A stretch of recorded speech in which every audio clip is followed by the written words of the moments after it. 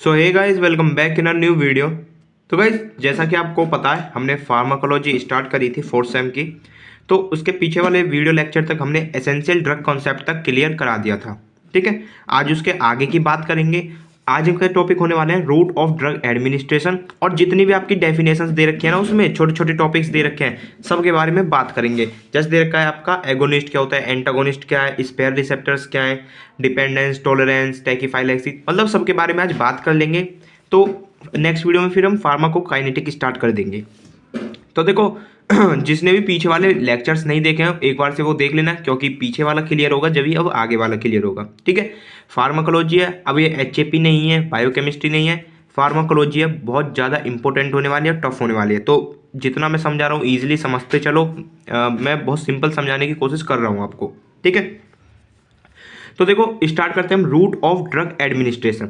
So route of drug administration का क्या मतलब है? मतलब ड्रग एडमिनिस्ट्रेशन यानी कि ड्रग को हम इंट्रोड्यूस कैसे कर रहे हैं बॉडी से, बॉडी में किस रूट के थ्रू एडमिनिस्ट कर रहे हैं, वो हमको इसमें पढ़ने हैं। ठीक है, a route of administration in pharmacology is the path by which a drug, medicine और any other substance is taken into the body. यानी कि वही बात है, रूट ऑफ एडमिनिस्ट्रेशन का मतलब ये होता है कि किस पाथ से, किस रास्ते से हम उस ड्रग को अपनी बॉडी में इंजेस्ट करा रहे हैं। ठीक है, mean method of drug injection in body, simple है।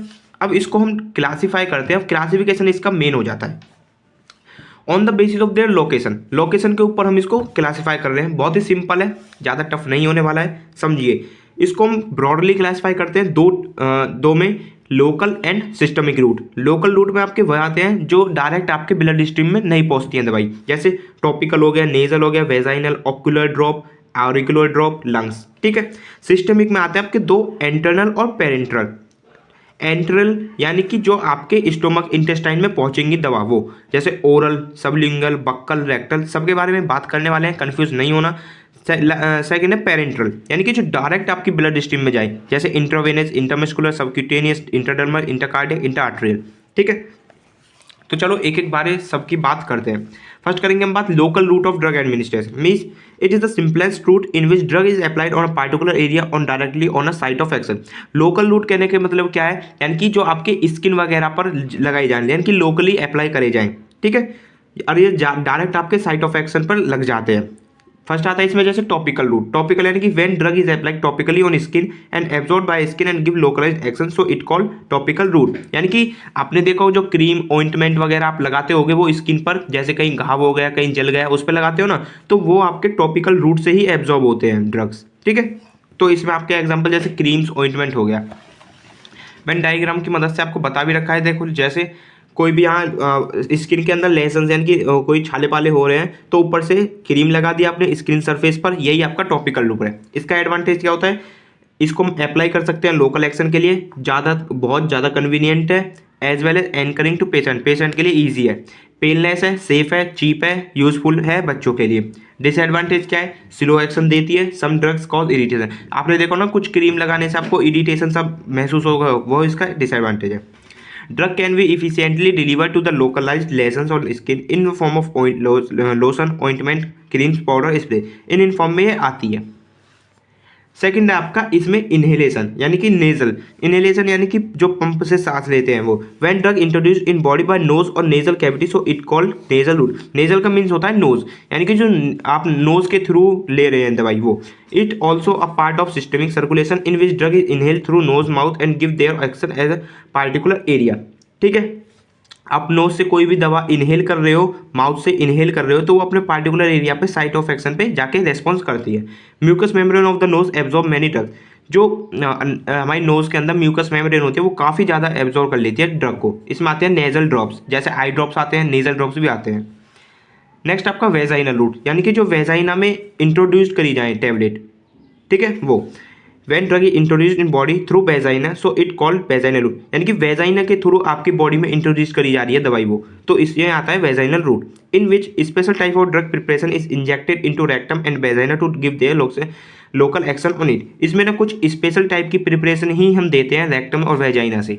ओके, एंड जो ये वेजाइनल रूट है, इसको हम सिस्टमिक रूट में भी कंसीडर करते हैं, क्योंकि इसका कुछ पार्ट एब्जॉर्ब हो जाता है हमारे सिस्टमिक सर्कुलेशन यानी कि ब्लड में। नेक्स्ट आपका ऑक्यूलर रूट। ऑक्यूलर यानी कि जो आपकी ड्रग इंट्रोड्यूस कराई जाए आईज में, जैसे आई ड्रॉप। नेक्स्ट है आपका ऑरिकुलर रूट, यानी कि जो आई ड्रॉप ईयर ड्रॉप्स होते हैं वो, ऑरिकुलर यानी कि ईयर ड्रॉप्स आते हैं इसमें। नेक्स्ट आपका lungs route, when drug administers in body through lungs so it called lung route, यानी कि लंग के थ्रू जो बॉडी में एडमिनिस्टर कराई जाए ड्रग उसको लंग रूट हम कहते हैं। जैसे न्यूबलाइजर्स हो गए, एरोसोल्स हो गए, इनहेलर्स हो गए, जो अस्थमा के पेशेंट वगैरह लेते हैं वो। तो ये हो गया आपके लोकल रूट। अब बात करेंगे सिस्टमिक रूट्स में। सिस्टमिक रूट क्या है, कहने का क्या मतलब है, in which the drug administered through systemic route means absorbed into the blood stream and distributed all over including the site of action, यानी कि ये तो अपने लोकल एक्शन वाले ड्रग क्या थी, डायरेक्ट लोकली अप्लाई कर रहे थे पार्टिकुलर एरिया पर एंड डायरेक्ट एक्शन शो कर रही थी। बट सिस्टमिक रूट में क्या होगा, पहले वो ब्लड में जाके एब्जॉर्ब होंगी, जब वो डिस्ट्रीब्यूट होंगे, जब एक्शन साइट ऑफ एक्शन पे जाकर रेस्पॉन्स शो करेंगी। ठीक है, पहला पार्ट है इसमें एंटरनल यानी कि रिलेटेड टू जेआईटी। एंटरनल का मीन्स होता है गैस्ट्रोइंटेस्टाइनल ट्रैक्ट और इंटेस्टाइन, यानी कि when drug administered involve GIT from mouth to rectum so it called internal routes of drug administration, यानी कि इसमें पहले हम ड्रग को ओरली लेते हैं, वो एब्जॉर्ब होगी, देन उसके बाद एक्शन शो करेगी। ठीक है, इसमें आता है it show first pass metabolism, यानी कि फर्स्ट पास मेटाबॉलिज्म ये शो करती है। फर्स्ट पास मेटाबॉलिज्म क्या होता है ये आपको पता होगा, फिर भी बता देता हूँ। In which drug directly goes into liver after intestine through portal vein in which drug metabolize and their bioavailability will be decrease, यानी कि जो फर्स्ट पास मेटाबॉलिज्म है कि पहले लीवर के पास पहुंचेगी वो दवाई, सिंपल ये समझ लो आप बस। ठीक है, अब इसमें कुछ हमारे रूट्स आते हैं वो आप देख लो। फर्स्ट है ओरल रूट। ओरल यानी कि सबसे ज़्यादा सिंपल है, सबसे ज़्यादा ओल्डेस्ट मेथड यही है रूट ऑफ एडमिनिस्ट्रेशन का। In which drug is directly swallow through mouth and it reach in systemic by passing GIT, यानी कि आपने कोई भी गोली ली, सिरप ली, ठीक है, कुछ भी लिया तो वो पहले आप माउथ से लोगे, ईसोफेगस से लेके स्टोमक में जाएगी, स्टोमक में जाके वो जीआईटी में पहुंच गई एक बार तो वो एब्जॉर्ब होगी, फिर अपना एक्शन शो करेगी। ठीक है, इसमें आप सॉलिड डोजेस फॉर्म भी लेते हैं जैसे पाउडर्स, टैबलेट, कैप्सूल्स, और लिक्विड डोजेस फॉर्म लेते हैं जैसे सिरप्स, इमल्सन्स दोनों। ठीक है, इसके एडवांटेज क्या होते हैं ओरल रूट के, इजी है, कन्वीनियंट मेथड है, पेनलेस है, चीप है, कॉस्ट इफेक्टिव है, इजीली अवेलेबल है, सेफ है, एंड कोई भी असिस्टेंस यानी कोई भी हमको देकर भाली की जरूरत नहीं है इसमें। Patient can take medicine by, खुद से भी पेशेंट मेडिसिन ले सकता है। डिसएडवांटेज क्या है, इमरजेंसी रूट में हम इसको इस्तेमाल नहीं कर सकते। इस रूट को यहाँ पे किसी भी दवाई की बात नहीं चल रही है, यहाँ पर रूट की बात चल रही है। ठीक है, स्लो रेस्पॉन्स है, क्योंकि फर्स्ट पास मेटाबॉलिज्म इसमें शो होता है। Not suitable for unconscious patient के सुटेबल नहीं है, और इसकी लो बायोबिलिटी लो होती है क्योंकि फर्स्ट पास मेटाबॉलिज्म के कारण। सबलिंगुअल रूट यानी कि वर्ड को ब्रेक कर लो, सब यानी कि अंडर या कि नीचे, लिंगुअल यानी कि टंग। तो जब हम दवाई को, गोली को जीभ के नीचे रखते हैं ना, तो जो उसी रूट को हम कहते हैं सबलिंगुअल रूट, यानी कि वही है when drug introduce in body by placing drug under the tongue so it called sublingual route. Example इसमें नाइट्रोग्लिसरीन फॉर एंजाइना। नाइट्रोग्लिसरीन एक टैबलेट आती है, कुछ लोगों को पता भी होगा, एंजाइना पेक्टोरिस ट्रीट करने के लिए हम उसको लेते हैं। सिंपली कुछ नहीं होता, इसमें जीभ के नीचे टैबलेट रखनी होती है, वो खुद ही डिजॉल्व हो जाती है, खुद ही एक्शन शो करने लग जाती है। नेक्स्ट है आपका बक्कल रूट भी सेम ऐसा ही है, बट बक्कल का मीन्स होता है चिक्स, यानी कि आपके गालों के अंदर जो टैबलेट रखी जाएगी, देन वो इंजेस्ट कर दिया अपने गालों के बीच, तो वो अपना एक्शन शो करेगी, फिर उसी को हम कहते हैं buccal route. Only lipid soluble drug can be administered, इसमें हम सिर्फ लिपिड सॉल्युबल ड्रग को ही देते हैं। एडवांटेज है इसका, रैपिड एक्शन है, बाईपास मेटाबॉलिज्म शो करते हैं। अब देखो ये जो सबलिंगुअल रूट है, बक्कल रूट है, ये आपके कोई भी फर्स्ट पास मेटाबॉलिज्म शो नहीं करते हैं, क्योंकि हमने डायरेक्ट इंजेस्टेड करी अपने गालों के बीच, अपने टंग के नीचे, और डायरेक्ट ही डिजॉल्व होकर एक्शन शो कर देते हैं वो। ठीक है, इसमें देखो बक्कल रूट में आता है आपके च्युइंगम्स, बक्कल टैबलेट्स वगैरह, ये GTN एक बढ़िया एग्जाम्पल है इसका। नेक्स्ट आपका रेक्टल रूट, यानी कि जो हम रेक्टम के थ्रू इंजेस्ट कराएं बॉडी में वो, इसमें एग्जांपल आपका संबुस्ट्री और एनेमा। अब देखो हमने इंटरनल रूट की बात करी, अब करेंगे पेरेंटल रूट के बारे में बात। Par means beyond and enteral means intestine, यानी कि जो इंटेस्टाइन में डायरेक्ट नहीं जाएंगी। ठीक है, when drug is administered by other than enteral route called parenteral route, तो एंट्रल रूट के अदर जो रूट होंगे वो सारे पेरेंटल रूट आएंगे, एंड ये सबसे ज़्यादा ये करते हैं, it follow bypass metabolism. Bypass metabolism क्या है, in which drug directly reaches into blood then reach site of action through circulation without passing intestine and liver. मैंने बता दिया ना, बाईपास मेटाबॉलिज्म यानी कि इसमें ना तो ड्रग लीवर के पास जाएगी ना इंटेस्टाइन के पास जाएगी, डायरेक्ट ब्लड में जाएगी। ठीक है, ब्लड से होते हुए फिर साइट ऑफ एक्शन पे पहुंच जाएगी। इसमें कुछ आपके रूट्स आते हैं, जैसे इंट्रावेनस है, इंट्रावेनस यानी कि IV, इसमें हम डायरेक्ट जो इंजेक्शंस आएंगे, सिंपली इसमें इंजेक्शंस के बारे में हम बात करेंगे। तो IV वाले में क्या होगा, डायरेक्ट हम इंजेक्ट करेंगे वेन्स में इंजेक्शन को। ठीक है, एंड इंजेक्शन को किस एंगल पर करेंगे, 25 डिग्री सेल्सियस के 25 डिग्री के एंगल पे इसको हम करेंगे। एडवांटेज क्या होता है इसका, रैपिड रेस्पॉन्स है, क्यों, बाईपास मेटाबॉलिज्म की वजह से हाई बायोअवेलेबिलिटी रहती है। जब लीवर में नहीं पहुंचेगी ड्रग, कहीं नहीं पहुंच रही है तो डायरेक्ट ब्लड में पहुंच जाए तो 100% इसकी बायोअवेलेबिलिटी होगी। Drug can be given in case of unconscious patient, इसको हम इमरजेंसी केस में भी दे सकते हैं। लेस डोज रिक्वायर्ड, कम डोज चाहिए क्योंकि सारी जितनी भी डोज देंगे सारी की सारी यूज हो रही है। एंड जो ओरल वगैरह रूट थे उसमें क्या हो रहा था, कुछ एब्जॉर्ब भी हो जाती थी अंदर ही अंदर, तो लीवर के पास जाके मेटाबोलाइज भी हो जाती थी कुछ, इसलिए वो कम बायोअवेलेबिलिटी थी उसकी। डिसएडवांटेज क्या होता है, पेन है इसमें, निडल इंजेक्टिव, जब आप पे सुई लगती है तो पेन होता है ना, तो ये एक डिसएडवांटेज। कॉस्टली मेडिसिन आती हैं ये इंजेक्शन वगैरह, एंड इसके लिए हमको एक ट्रेंड पर्सन ही चाहिए, कोई भी ऐसे ही इंजेक्शन नहीं लगा सकता, एक ट्रेंड पर्सन ही चाहिए। इंट्रामस्कुलर यानी कि जो आपके मसल्स में डायरेक्ट इंजेक्ट करा जाए इंजेक्शन वो, एंड इसका एंगल क्या होता है 90 डिग्री। देन आपका सबक्यूटेनियस रूट, सबक्यूटेनियस यानी कि जो आपकी स्किन की थर्ड लेयर होती है हाइपोडर्मिस, जो सबक्यूटेनियस भी कहते हैं उसको, उसमें डायरेक्ट इंजेक्ट कराए तो सबक्यूटेनियस रूट, जैसे कि इंसुलिन इंजेक्शन 45 डिग्री एंगल पर लगाते हैं इसको। ट्रांसडर्मल रूट क्या है, even drug administer by injecting drug into dermis, जो आपकी सेकंड लेयर होती है ना स्किन की, वो आपकी ट्रांसडर्मल रूट में ही आती है। इसमें 10 to 15 डिग्री का एंगल होना चाहिए इंजेक्शन। जैसे TB and allergy testing injection, जो टीबी वगैरह के इंजेक्शन लगते हैं वो इंटरडर्मल में ही लगते हैं। नेक्स्ट आपका इंट्राकार्डियक ड्रग इज इंजेक्टली, जो आपकी मसल्स होती है ना हार्ट की, अगर उनमें डायरेक्ट लग रहा है तो वो इंट्राकार्डियक रूट के थ्रू ही इंजेक्शन लगेगा, और ये ज़्यादातर इमरजेंसी कंडीशन में ही यूज होते हैं। नेक्स्ट आपका इंट्रा आर्ट्रियल, यानी कि जो आर्टरी होती है आपकी blood vessel that carries blood from the heart to the tissue, and जो आपके ब्लड हार्ट से लेके ब्लड को नेक्स्ट सप्लाई करते हैं आगे बॉडी में, उन वाली आर्टरीज में लगते हैं, तो इंट्रा आर्ट्रियल रूट में ही लगते हैं। Anti cancer drug can be injected through, जो आपके एंटी कैंसर एजेंट होते हैं ना, तो सारे इंट्रा आर्ट्रियल रूट में ही लगते हैं। तो देखो गाइज, आपके रूट ऑफ एडमिनिस्ट्रेशन पूरे कंप्लीट हो चुके हैं, बस आपको समझना है कि इस रूट के थ्रू कहाँ दे रहे हैं हम दवाई, कैसे जा रही है, बस। ठीक है, आई होप आपको क्लियर हुआ होगा। अब बात करते हैं नेक्स्ट कुछ डेफिनेशंस जो आपकी दे रखे हैं उनको समझने की कोशिश करते हैं। एंड गाइज सबसे ज़्यादा इंपॉर्टेंट यही होने वाले हैं, क्योंकि आगे 6-7 सेमेस्टर तक आप ये यूज़ होने वाले हैं वर्ड्स। ठीक है, देखो सबसे पहले बात करेंगे एगोनिस्ट। एगोनिस्ट क्या है, an agonist is a chemical drug substance which binds to a receptor and activate the receptor to produce a biological response। देखो समझो, ये आपका रिसेप्टर है बॉडी में, सबको पता है बहुत सारे रिसेप्टर्स होते हैं, तो अभी सिंपल इस रिसेप्टर को देखो, ये रिसेप्टर है, अगर इस पे जाके कुछ भी बाइंड नहीं होगा तो वो एक्शन शो नहीं करेगा। ठीक है, मतलब क्या कह रहा हूँ मैं, जैसे आप समझिए आप खाली बैठे हैं, अब आपके दोस्त ने एकदम से पीछे से एक मार दिया, तो आप एकदम से एक्टिवेट हो जाओगे, आप एकदम से खड़े हो जाओगे, फिर कुछ ना कुछ एक्शन तो लोगे ना। तो वही बात है, बॉडी में आपके रिसेप्टर्स होते हैं, उसको हमको देनी होती है ड्रग, उसको एक्टिवेट करने के लिए। तो एगोनिस्ट हमारे कुछ ऐसे ड्रग हो गए, कोई भी केमिकल हो गया, कोई भी सब्सटेंस हो गया, जो हम देते हैं और जाके रिसेप्टर पे बाइंड करके वो रिसेप्टर की एक्टिविटी को इन्हांस कर दे, यानी कि एक्टिवेट कर दे रिसेप्टर्स को ही।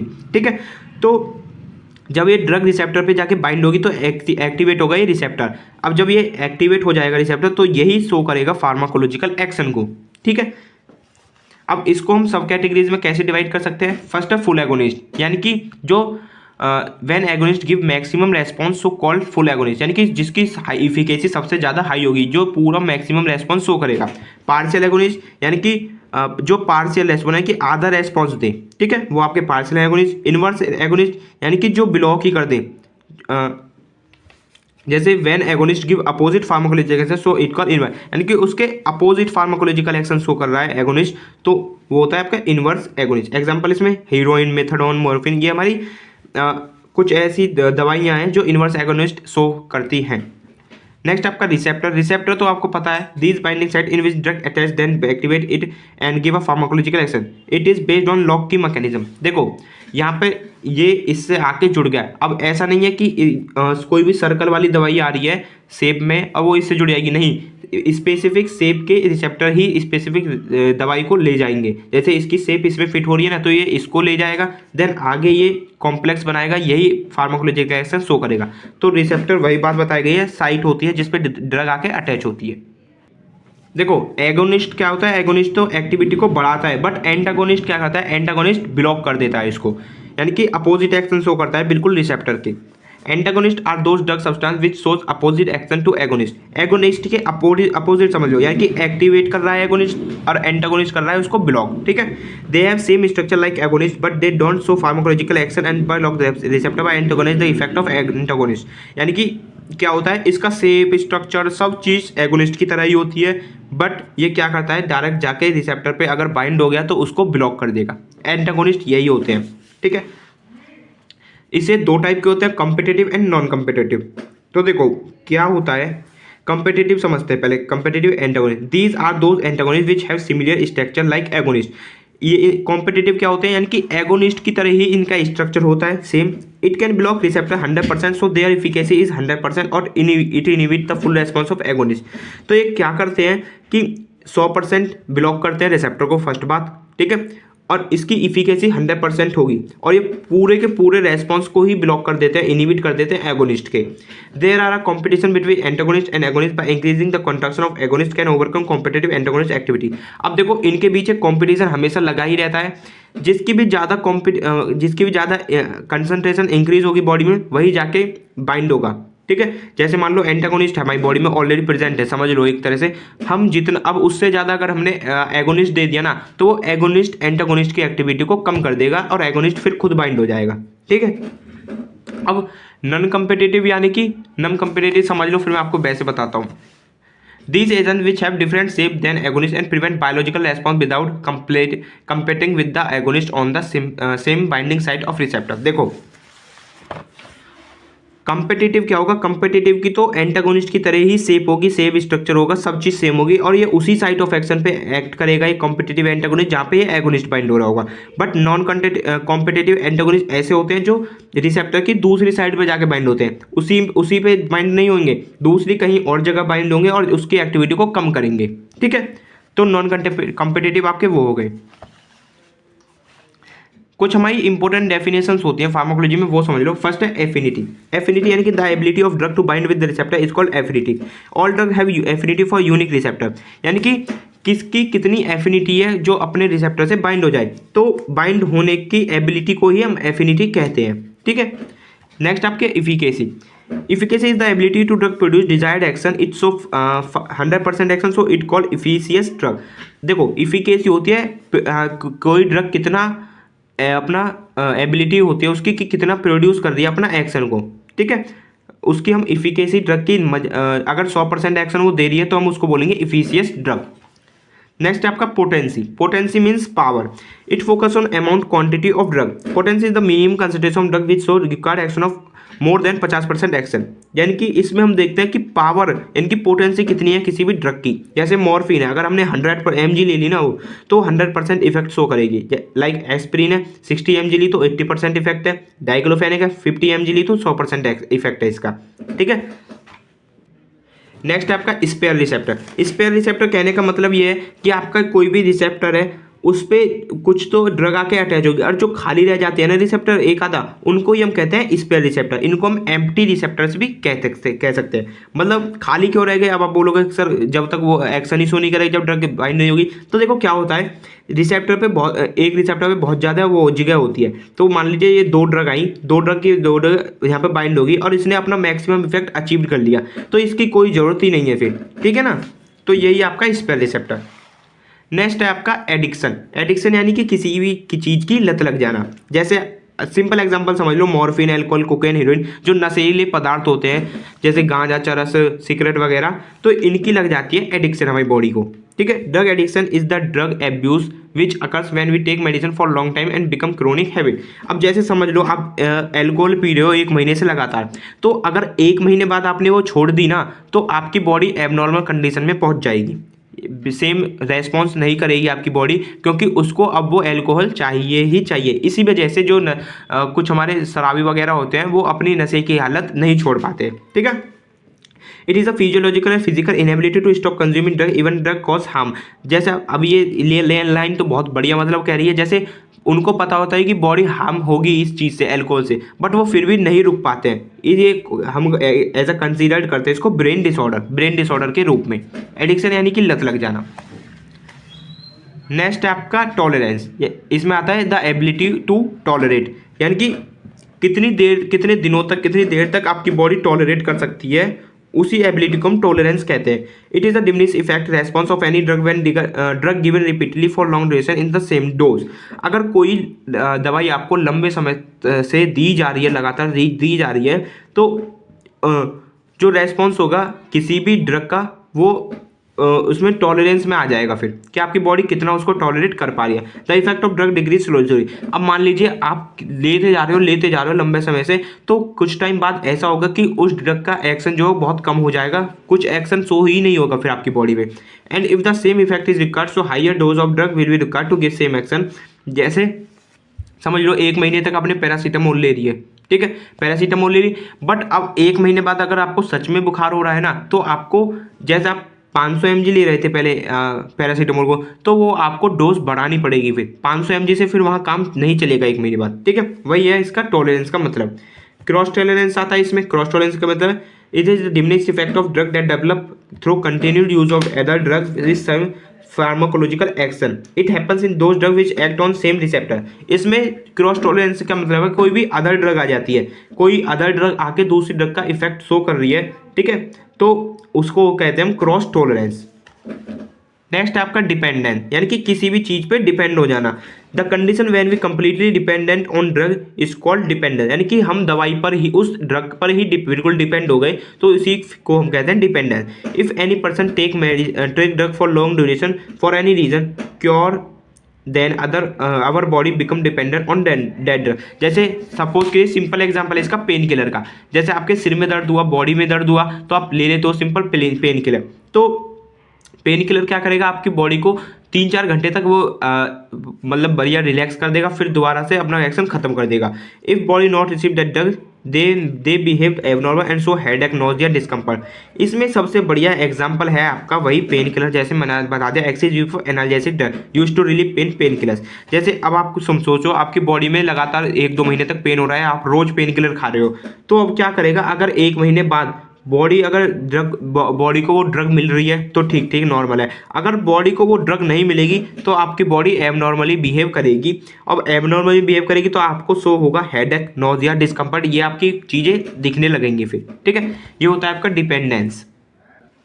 टैकीफाइलैक्सिस, टैकीफाइलैक्सिस यानी कि टैकी मीन्स रैपिड फाइलैक्सिस, यानी कि टॉलरेंस आपने पीछे पढ़ा है ना, वही इसमें आता है बस रैपिड टॉलरेंस, यानी कि जो टॉलरेंस होता है ना वो ज़्यादा रैपिड हो जाता है इसमें बस। जैसे एग्जांपल एफेड्रिन, निकोटीन, ये आपकी ड्रग है, ये टैकीफाइलैक्सिस शो करते हैं, यानी कि एक्यूट टॉलरेंस ये शो करती है ड्रग। नेक्स्ट है आपका आइडियोसिनक्रेसी। तो आइडियोसिनक्रेसी हमारी एक ऐसी कंडीशन होती है जिसमें भी किसी भी ड्रग का जो साइड इफेक्ट होता है वो बहुत ही कम लेस पॉपुलेशन पर या फिर किसी पार्टिकुलर पीपल पे ही शो होता है। इसको हम बोलते हैं, इस इफेक्ट को आइडियोसिनक्रेटिक इफेक्ट। जैसे एग्जांपल बार्बिचुरेट, यानी कि जो बार्बिचुरेट होते हैं आपके CNS डिपेंडेंट होते हैं, but it cause some side effect such as mental confusion and excitement in some people. यानी कि ये आइडियोसिनक्रेटिक इफेक्ट क्या होगा, सब पीपल में सेम नहीं होगा, बट किसी पीपल में ही वो सेम होगा। जैसे बार्बिचुरेट का कॉज होता है, इसका साइड इफेक्ट होता है मेंटल कन्फ्यूजन और एक्साइटमेंट, बट ऐसा नहीं है कि सब में कॉज होगा, बट कुछ ही पीपल्स में होगा, तो उसी हम कहते हैं आइडियोसिनक्रेटिक इफेक्ट, और इसको ही कहते हैं आइडियोसिनक्रेसी। लास्ट बचती है आपकी एलर्जी, यानी कि ड्रग एलर्जी। जैसे some drug substance cause the unwanted side effect of adverse effect to our body. अब आप ले रहे हो कुछ मेडिसिन, तो वो कुछ साइड इफेक्ट भी तो शो करेंगे। सबसे बड़ा एग्जांपल होता है ये आइबुप्रोफेन, एस्पिरिन, यानी कि जो आपके पेन किलर्स होते हैं, ये आपकी जितनी मतलब मदद करते हैं ठीक होने में, उतनी ज़्यादा साइड इफेक्ट दे देते हैं pain killers. When any antigen enter in our body, so our immune system activity and so allergic symptoms। देखो जब भी कोई भी एंटीजन बाहर से हमारी बॉडी में आता है, जैसे डस्ट आ गया, पोलन से आ गया, इन्वायरमेंट से कोई भी धूल मट्टी आ गया, तो हमारी बॉडी का इम्यून सिस्टम एक्टिवेट हो जाता है और उसको जैसे एंटीबॉडी रिलीज होती है हमारी बॉडी से, फिर दोनों फाइट करते हैं तो हमारे एलर्जिक कंडीशंस आ जाती हैं। जैसे इचिंग हो गया, इरिटेशन होने लग जाती है, रेड रैशेस आ जाते हैं, फेशियल स्वेलिंग आ जाती है। If allergy caused by drug, so it called drug allergic reaction.